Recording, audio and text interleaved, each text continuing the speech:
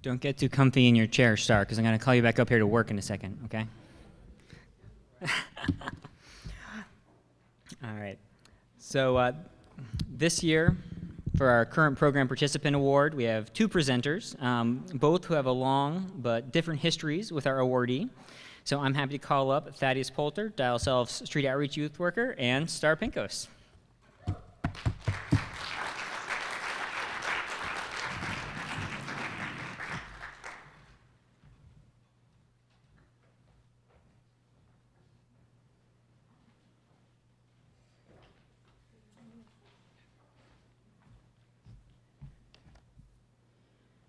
Okay, what Arthur didn't mention was I'm not stepping down from the board, just as my role as president.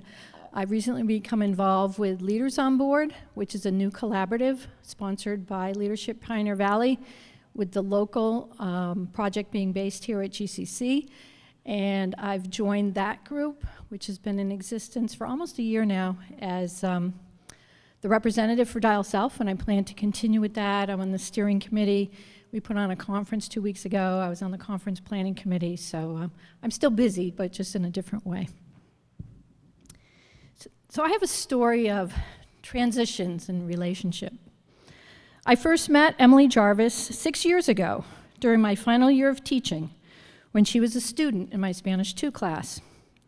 Fast forward to 2013 when she was living in the STEP program, and I reconnected with her at a board meeting held at 11th Street.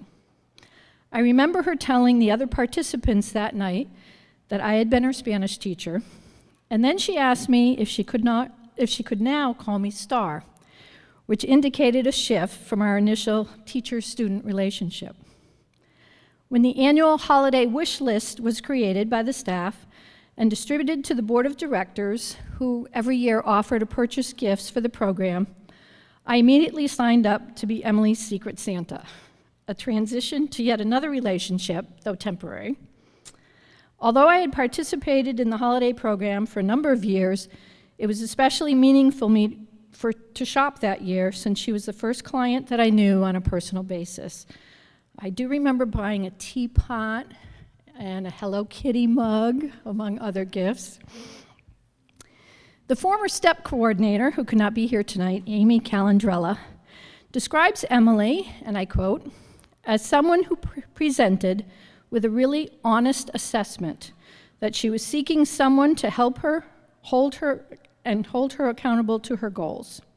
Her general willingness to think about the big picture of her life rather than a narrow day-to-day view is admirable, considering that it's a difficult mindset for many adults. Emily's resilience, enthusiasm, willingness to seek out and take advice, and independent thinking enabled Emily to successfully complete the STEP program. When Emily moved into our independent housing program, our relationship once again transitioned. We now see each other on a regular basis, since my office, the penthouse, and her apartment are in the same building. I've had the opportunity to learn about her interests in gardening and herbal medicine. In fact, she advocated for a vegetable and herb garden at 11th Street while she was in the STEP program, and once again at Federal Street as a healthy complement to the residential programs. Emily and I have washed dishes together at the annual agency Thanksgiving dinner. She has also been willing to attend a board meeting to present a client's perspective of our programs, and opened her apartment for a tour to board members as part of their orientation to the independent housing program. For the past 6 years, our transitions have been numerous and varied. I have become friends with a number of former students throughout the years, and a teacher mentor to one. Now, Emily and I have transitioned to becoming colleagues through my work as a volunteer for the agency and Emily's role as a peer youth outreach worker. So I stand here today, proud to be a colleague of Emily's, sharing a passion to promote the mission and vision of Dial Self. Congratulations, Emily.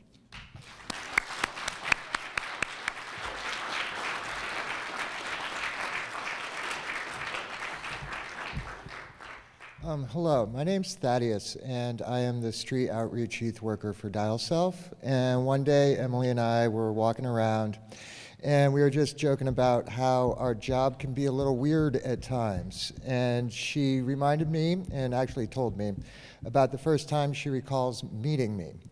She was about 15 and was hanging out with a group of kids that I walked up to and started talking with, and I asked Emily if she wanted a snack.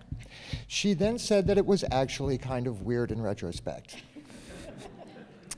Over the years, I have watched as Emily has accessed our services, navigating through drop-in, entering into the STEP program, and eventually moving into the Greenfield Teen Housing Program. I saw her have many successes as well as setbacks and struggles. Emily always seemed to find a way to learn from these and implement what she learned into her everyday life with a maturity and wisdom that is seldom seen in many adults, much less a person of her age.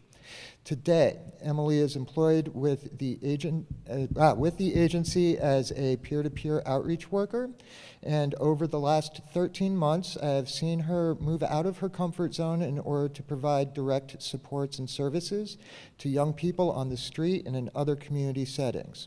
She is continuing to succeed and exceeding all of our expectations. Emily is always looking for ways in which she can improve herself, not only as an outreach worker, but also as a person. And I hope she keeps working with and giving back to Dial Self for the foreseeable future, because she is a great resource and addition to this agency.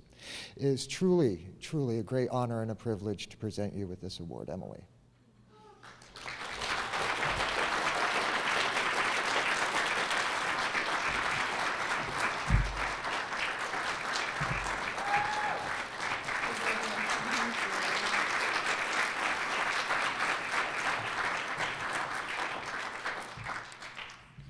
Hello. So I'm kind of nervous, but thanks for having me here tonight. It's been a pleasure to be here with you all.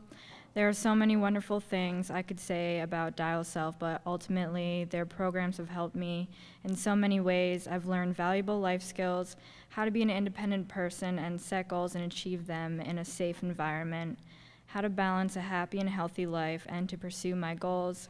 I'm thankful for the Dial Self staff, who are very encouraging and compassionate, and I'm proud to say that I'm part of that team now. Thanks.